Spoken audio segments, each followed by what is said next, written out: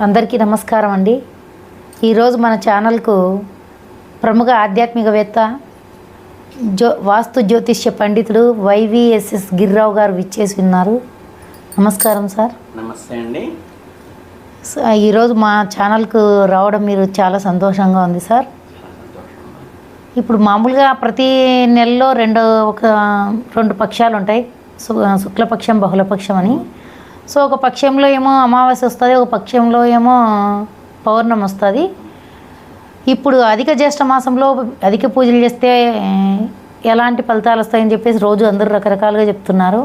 ఇప్పుడు రాబోయే సోమవారం రోజు అమావాస్య ఉంది. సో అమావాస్య యొక్క ప్రత్యేకత ఏంటి, చేయాల్సిన పూజ విధి విధానాలు వివరిస్తారా? తప్పనిసరిగా. ఇందులో అమావాస్య రిలేటెడ్గా వచ్చేదంటే సహజంగా మనం చేసేది పూర్వము అపరమైన రెండు ఉంటాయి. ప్రాథమికంగా అమావాస్య రిలేటెడ్గా వచ్చేవి ఏంటంటే ఎంతసేపటికి కూడా ఏంటంటే ధార్మికమైన విషయాలు జపధ్యానాల కంటే కూడా ప్రాకృతికంగా మనకు ఉండేవి. అంటే ఒక మీడియం లెవెల్లో ఉండేది ఏంటంటే పితృకార్యాలు. అమావాస్య ఎప్పుడైనా సరే పితృకార్యాలకు తర్పణాలు వదలటం కానీ, వాళ్ళకి పిండోదకాలు పెట్టడం కానీ, ఇలాంటివన్నీ కూడా చేసుకోవటానికి ఒక ప్రశస్తమైనది అమావాస్య. అలాగే మీకు అమావాస్య రోజుల్లో ఏంటంటే మనకి వాకిట్లో ఇవి దృష్టి దోషం పోవటానికి గుమ్మడికాయలు కడతాం కదా, ఈ గుమ్మడికాయలు మార్చుకోవటం కానీ, గుమ్మడికాయలు దిష్టి తీసి వేయటం కానీ, ఇట్లాంటివన్నీ కూడా ఏంటంటే మనకి లౌకికంగా ఐహికానికి కావాల్సినవన్నీ కూడా చేసేవి చాలా ప్రశస్తంగా చేసుకోవాలి. ఎందుకంటే వివేకానందుడు కూడా ఏం చెప్పాడంటే ఆధ్యాత్మిక మార్గం అనేది ఆకలితో ఉన్నవాడికి చెబితే ఎక్కదని. మీకు ఇటుపక్క ఈ ఇంట్లో అంతా చెడపెడలుగా ఉన్నా, దృష్టి దోషంలో ఉన్నా, ఇంట్లో గ్రోత్ లేకపోయినా నువ్వు కూర్చొని జపం చేయరా అంటే ఏంటంటే ఆధ్యాత్మికత మీద వెళ్ళదు. లౌకికమైన కోరికలు ముందు తీరాలి మనిషికి.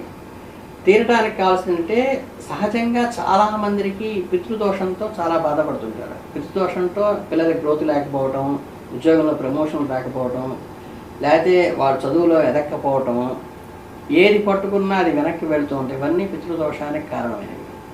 వీటికి పితృదోష నివారణకి ఏం చేస్తామంటే, అంటే మన పూర్వతరాల్లో ఎవరైనా సరే మనకి సక్రమైనటువంటి పిండోదకాలు పెట్టకపోవటం కానీ, వాళ్ళ క్రతువులు అశ్రద్ధగా, అంటే శ్రద్ధగా చేసేది శ్రాద్ధం అంటారు, అశ్రద్ధతో చేసేటువంటి దాన్ని ఆ దోషాలు ఆ తరానికి వంశానికి అంటుతూ ఉంటాయి, పట్టి పీడిస్తూ ఉంటాయి.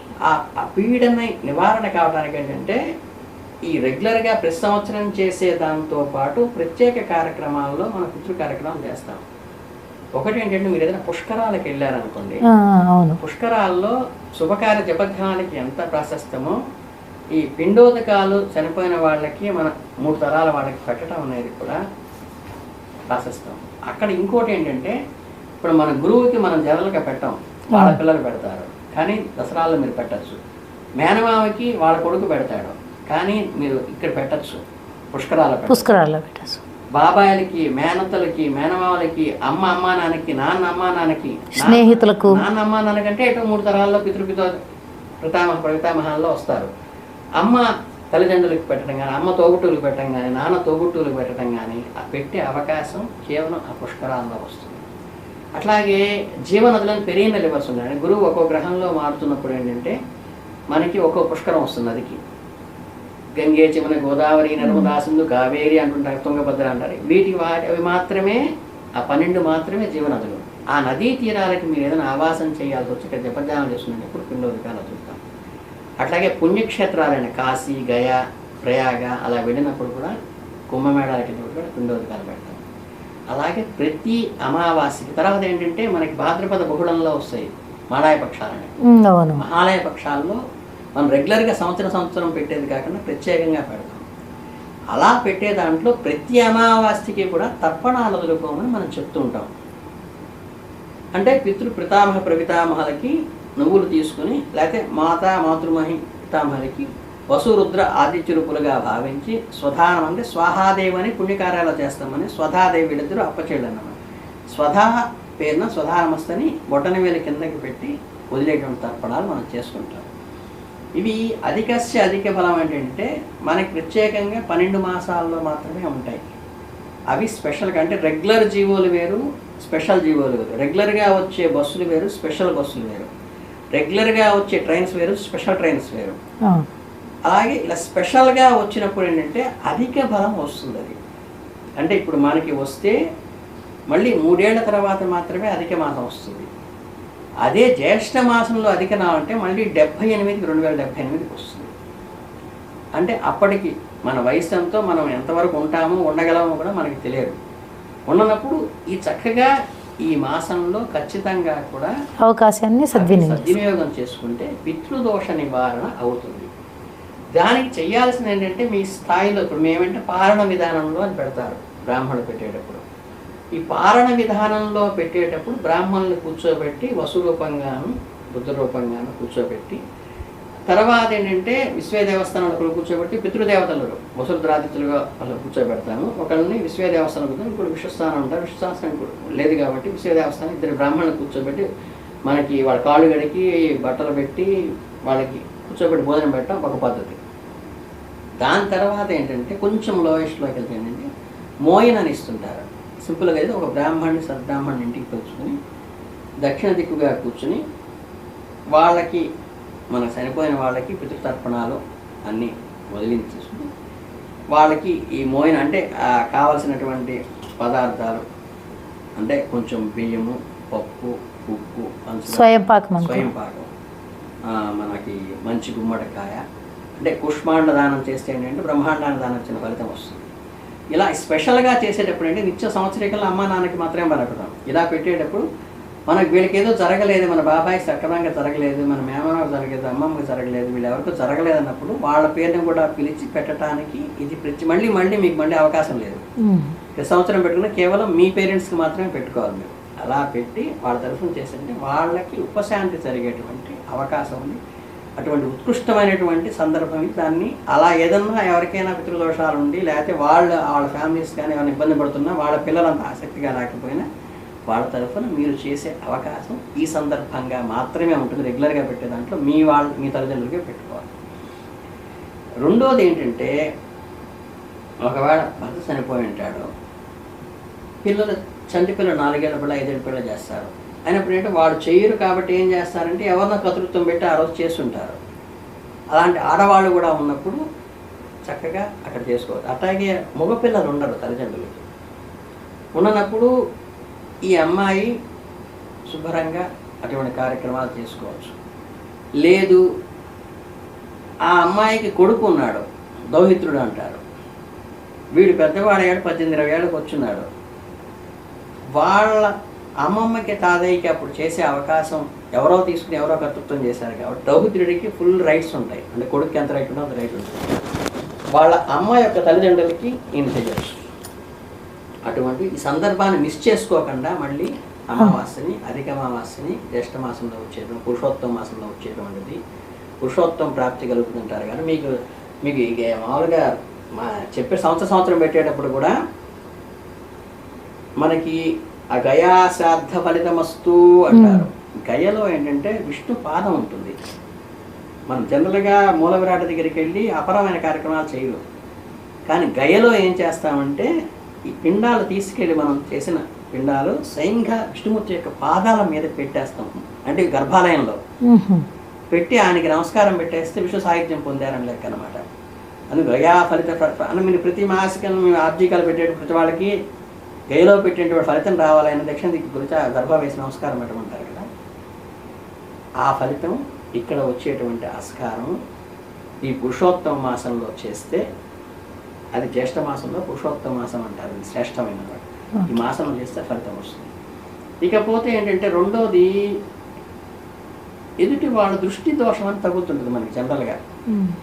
అంటే కొందరు కళ్ళు పడితే రిజిస్టర్ పడితే నల్లరాలైన పగిలిపోతాయి అంటారు.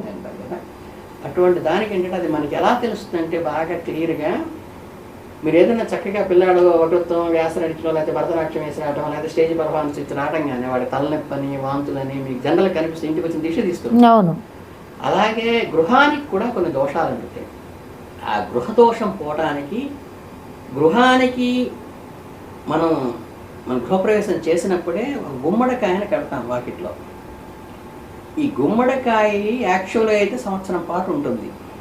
ఏ మంచి అది బూడిద గుమ్మడికాయ సరే అలా ఉండకుండా 2 నెలలకి 3 నెలలకి 5 నెలలకి దానంతట అదే అలా కుచించుకుపోయి పాడైపోతూ ఉంటుంది.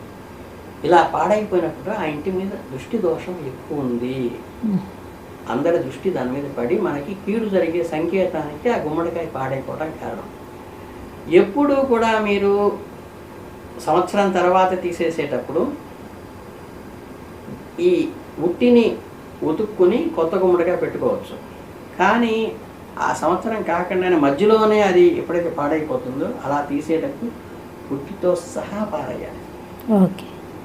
ఈ పారేసేది కూడా చాలామంది ఏం చేస్తారంటే దిష్టి తీసి నిమ్మకాయల దిష్టి తీసో లేదా ఉప్పు దిష్టితో 4 కూడల్లో పడేయటం, నలుగురు తొక్కే తొక్కలు పడేయటం, రోడ్డు మీద పడేయటం చాలా తప్పమ్మా. ఎందుకంటే మనం చేసింది ఎవరైనా తొక్కితే ఆ దోషం వాళ్ళకి అంటుతుంది. వాళ్ళకి అంటితే మనం డబ్బులు ఇచ్చి దానం చేస్తే ఎలా 10 రెట్లు ఫలితం వస్తుందో, వస్త్రదానం చేస్తే ఎలా 10 రెట్లు ఫలితం వస్తుందో, విద్యాదానం చేస్తే 10 రెట్లు ఫలితం, ఈ దోషాన్ని రోడ్డు మీద పడేసి దాన్ని తొక్కితే కూడా వాడికి చెడు చేసిన ఫలితం 10 రెట్లు మనకి మళ్ళీ మన ఇంటి మీదకే వస్తుంది. అందుకని ఎవరు తొక్కని చోట, మరుగు ఉన్న చోట మాత్రం పడేస్తే అది దాంట్లో డైల్యూట్ అయిపోతుంది, ఎత్తులో కలిసిపోతుంది. అందుకని అలా చేయాలి. మీకు ప్రతి అమావాస్యకి కొంతమంది గుమ్మడికాయ మారుస్తుంటారు, కొంతమంది గృహప్రవేశానికి సంవత్సరం అయిన తర్వాత మారుస్తుంటారు, మధ్యలో పాడైపోయినప్పుడు మారుస్తుంటారు. అలాగేంటంటే అంటే గురువు గారు మీరు రెగ్యులర్గా పెట్టుకోవచ్చు, ఎప్పుడు గుమ్మడికాయ ఉంటే మంచిదే? మంచిదండి. గుమ్మడికాయ శాస్త్రోక్తం. ఓకే. గుమ్మడికాయ దోషాన్ని ఆపుతుంది.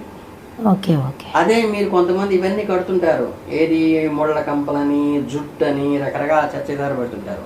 అక్కడేంటి ఈవిల్ పవర్స్ ఆవాహన అయ్యి ఇంట్లో దాకా రాకుండా అక్కడ పట్టుకుని వేలాడుతుంటాయి. గుమ్మడికాయ ఏంటంటే ధార్మికమైనది, దీని దగ్గరికి రావడానికే భయపడి వెనక్కి వెళ్ళిపోతాయి. ఓకే. ఓకే. అర్థమైందా? ఈ రెండింటికి డిఫరెన్స్ అది. అందుకని గుమ్మడికాయ శాస్త్రీయమైంది. మీకు ప్రతి శాస్త్రంలో కూడా గృహప్రవేశంలో గుమ్మడికాయ కట్టిస్తాం. అంటే ఇప్పుడు వచ్చే అమావాస్య కొత్తది కట్టుకోవడం మంచిది. అదేదైనా పాడైపోతే మటు ఖచ్చితంగా ఏమాత్రం కొద్దిగా మెత్తపడినట్టు అనిపించినా వెంటనే తీసేయడం మంచిది. లేదు ఆల్రెడీ ఉన్నప్పటికీ కూడా ఉంది, గుమ్మడికాయ బాగానే ఉంది, అయినా కొత్తది మార్చుకుందాం అనిపిస్తే మార్చుకుని పాత గుమ్మడికాయని ఇలా ద్వారానికి కుడి పక్కకి 3 సార్లు, ఎడం పక్కకి 3 సార్లు తీసుకెళ్ళి ఆ బాగున్న గుమ్మడికాయని అంటే కింద పడేసి పగిలిపోవాలి. పగిలిపెట్టి ఎవరో తొక్కని చోట పడేసేసి కొత్త గుమ్మడికాయ కట్టుకోవచ్చు. పోయిందైతే అసలు దాన్ని టచ్ చేయకూడదు, మొత్తం కింద పడిపోతుంది, వాటిలోనే పడుతుంది. జాగ్రత్తగా తీసుకెళ్ళి బయట పడేసి ఉట్టి గుమ్మడికాయ కొత్తది పెట్టుకోవాలి. మీరు ఫ్రెష్గా మార్చాలంటే ఇది. లేదు ఆ గుమ్మడికాయ బాగానే ఉంది, దాన్ని మార్చక్కర్లేదు, గట్టిగానే ఉంది అనిపిస్తే ఒక విడిగా గుమ్మడికాయ కొని దాన్ని దృష్టిలాగా, అంటే ఇంటికి ముందు మన గడపలోంచి బయటికి వెళ్ళి మన ఇంటి వంక చూస్తూ, మన ఇంటి వంక గడప వంక చూస్తూ మనం దాని మీద కర్పూరం వెలిగించి కుడిపక్కకి సవ్యంగా 3 సార్లు, అపసవ్యంగా 3 సార్లు చేసి ఆ విడిగా తెచ్చిన అమావాస్యలో తెచ్చిన గుమ్మడికాయ విడిగా పడగొడుతూ ఉట్టిగానే ఉంటుంది. అది బాగున్నప్పుడు ఓకే. అది మార్చుకోకుండా దిష్టి తీసుకోవాలి అంతే. ఆ రోజు చేసుకున్నప్పుడు ఈ దోషాలన్నీ పోయి ఇంట్లో మనం సుభిక్షంగా సంతోషంగా ఉంటాం. అవి కావటానికి ఇది ప్రత్యేకమైనది, చాలా ప్రశస్తం. ఇది మిస్ చేసుకుంటే మళ్ళీ 2078 కంటే మనం ఎక్కడ ఉంటాము. ఫైనల్గా ఈ అమావాస్య అనేది పితృదోషాలకు బాగా ముఖ్యమైన ప్రశస్తమైన రోజు. చాలా ముఖ్యమైనది. ఓకే. ఓకే. చాలా చాలా ధన్యవాదాలు గురువు గారు.